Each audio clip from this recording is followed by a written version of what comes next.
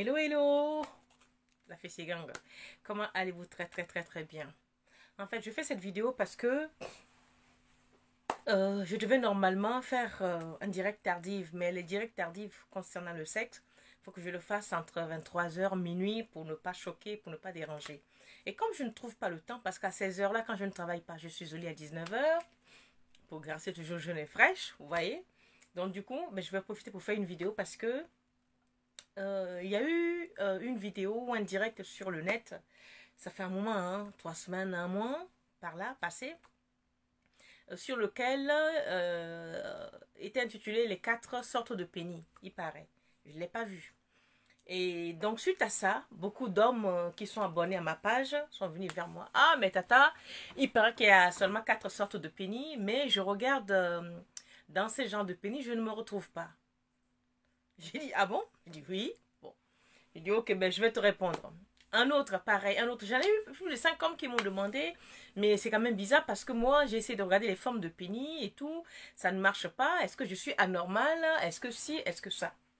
Alors, j'ai répondu à tous que non, ce n'est pas vrai. Il n'y a pas 4 sortes de pénis. Il y a les standards et puis il y a les normes. C'est comme les beautés, tout est relatif. Alors, moi, je dis, il n'y a pas 4 sortes de pénis. Non. Tout comme il n'y a pas 4 sortes de chattes. T'as du sexe de femme, de vagin. Non. Il y a autant d'individus sur cette terre qu'autant de verges de formes. Il y a autant de femmes sur cette terre qu'autant de formes de vagins. Donc, on ne peut pas se lever et dire qu'il y a 4 sortes de vagins ou il y a 4 sortes de formes de verges. Non. Parce que, quand vous allez chez les Asiatiques, déjà, pour ceux qui sont déjà sortis avec des Coréens ou des Japonais, moi c'est mon cas, vous allez voir que les formes du sexe des Japonais, déjà dans leur ensemble, c'est pas pareil. D'un individu à un autre, ça n'a rien à voir. D'un Coréen, c'est pareil. Et vous arrivez chez nous, les Africains, alors là, c'est le pompon sur la Garonne. Mais non. Vous avez des grosses, des dures, des courbées, des pointures, des mous, des molles, des estampillés, des hyper courts, des... En veux-tu, en voilà des formes de verges. Donc, il ne faut pas complexer les gens, mes chers gars. Si vous ne vous retrouvez pas dans les 4 formes de verges, ça ne veut pas dire que vous êtes anormal. La preuve, vous bandez, non? Vous faites l'amour à vos partenaires. Elles sont contentes, c'est l'essentiel. Si vous arrivez à satisfaire vos partenaires, c'est l'essentiel. Parce qu'il n'y a pas de standard de verge imposé. Non. Et vous êtes aussi nombreux à vouloir faire grossir vos sexes parce que vous trouvez que vous n'avez pas un sexe en forme de concombre, donc je ne suis pas dans la norme. Mais qui vous a menti? Un sexe, il est fait d'abord pour faire plaisir à vous et puis satisfaire votre partenaire. C'est ça la base, non? Est-ce qu'un sexe est fait pour impressionner la population? Non. Mon vagin n'est pas fait pour impressionner la population, non. C'est d'abord pour me servir, moi, pour me satisfaire et satisfaire mon conjoint. Et rien d'autre. Donc, il va falloir vous contenter de ce que vous avez, les gars. Arrêtez de toujours vouloir faire grossir vos verges. Arrêtez de vouloir allonger vos verges parce que vous avez beau les allonger. Vous n'êtes pas sûr de tomber sur les partenaires idéaux. Attention, toutes les femmes n'aiment pas les grosses bites, hein, les gars. Toutes les femmes africaines n'aiment pas les grosses bites. Il y a une majorité de blanches qui aiment ça, mais la majorité des négresses n'aiment pas les grosses bites. Je ne sais pas d'où vient cette idée qu'il va y avoir le bazooka pour être un homme. C'est complètement faux. Dans ces cas-là, les Asiatiques ne sont pas des hommes. S'il faut y avoir des bazookas pour être un homme, on va dire que les Asiatiques ne sont pas des hommes.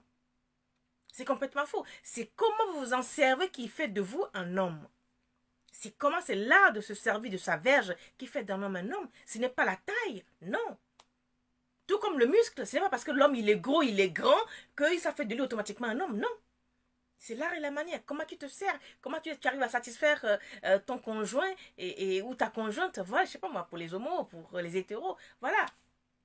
Donc, arrêtez de croire qu'il faut une taille spécifique, il faut avoir une norme spécifique. Il n'y a pas de norme spécifique. Là, par exemple, moi, je suis une Africaine. On n'est même pas même mère, avec 3 ou 4 filles. Mais quand on va prendre les 4 filles, on va faire des moules de leur vagin. Je n'aurai pas la même forme du vagin que ma soeur, même pas même mère, ni avec ma jumelle. Vous comprenez, les gars? Donc, arrêtez de toujours vouloir, parce qu'on a dit, il faut élargir la verge, il faut les faire grossir. Mais maintenant, quand tu fais grossir ta verge et que tu tombes sur une partenaire qui a un vagin super étroit et que tu n'arrives pas à rentrer, tu fais comment? Tu vas le dégrossir, mon gars. Est-ce que tu vas aller faire dégrossir ton sexe que tu as fait matin, midi, soir pour le rendre gros?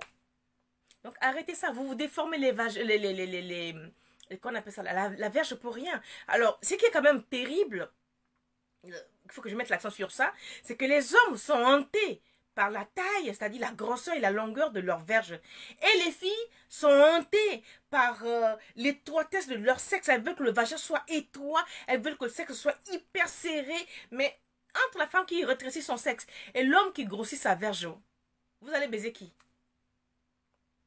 Question. Vous allez faire l'amour avec qui? Parce que je ne pense pas que celle qui rétrécit son vagin, elle rétrécit le vagin pour aller tomber sur un bazooka. Non. J'ai dit ça au Bokaye. Hey, répondez-moi. Donc, tout ça pour dire que les femmes... Ah, il y a un point aussi. Alors, j'ai reçu aussi une femme, je vais faire un global axe de questions sexuelles. Il y a aussi une dame qui m'a dit qu'elle a du mal à faire l'amour 2-3 fois avec son homme. Elle n'a pas l'habitude. Elle fait l'amour une fois au passage. Même quand elle était mariée, elle faisait l'amour une fois au passage. Et là, elle est tombée amoureuse d'un jeune. Et c'est 2-3 fois par semaine. Elle n'aime pas ça du tout. Même si elle aime son homme, elle n'est pas du tout sexe. Je lui ai répondu qu'elle n'était pas malade, qu'il y a des gens comme ça. Alors, il va falloir que le partenaire s'adapte. Dès le début, moi je vous dis que en matière de sexologie, quand vous rencontrez vos partenaires, il n'y a pas de tabou. Faites sauter les tabous dès le départ, dès le premier rendez-vous sexuel. Parce que dès le premier rendez-vous sexuel, tout ce que vous allez avaler ce soir-là sera pris pour acquis. On ne peut pas revenir en arrière. Donc dites ce que vous appréciez, ce que vous aimez, ce que vous voulez dès le départ. Pour qu'il n'y ait pas de malentendu, pour qu'il n'y ait pas de quiproquo, pour qu'il n'y ait pas de tromperie sur marchandises. Vous voyez les quotas et les gars? C'est très important. Donc, il y a des femmes, je reviens là-dessus, qui n'aiment pas trop faire l'amour. Ça ne veut pas dire qu'elles n'aiment pas leurs hommes. Il y a vraiment des femmes qui n'aiment pas faire l'amour. Pas parce qu'elles n'aiment pas leur gars, mais c'est leur nature aussi. Tout comme il y a des femmes qui aiment faire l'amour 2-3 fois dans la semaine ou quasiment tous les jours, sans pourtant être nympho. Donc, nous sommes tous et toutes différentes. Il n'y a pas de standard dans la sexualité, non. Parce que si on plaçait les caméras dans vos lits pour voir qui fait quoi, hé, hé, ouïe, Okolo. Si on plaçait les caméras dans nos lits là pour savoir qui fait quoi, avec quelle position, avec quel instrument, qui pratique quoi, les premiers qui sont contre les homos là, on va tous découvrir que vous aimez quand on vous fasse l'amour par derrière. Vous les mecs là, oui. Vous aimez prendre nos femmes par derrière alors qu'il y a une chatte. C'est comme vous êtes des homos au foulé. Et c'est vous les premiers à insulter les homos. Bon, fermez la parenthèse. Bon voilà, je reviens sur ça que on peut ne pas vouloir aimer faire l'amour, ce n'est pas une maladie, c'est juste une question de nature. On peut aimer faire l'amour tous les jours, ce n'est pas une maladie, c'est juste une question de nature.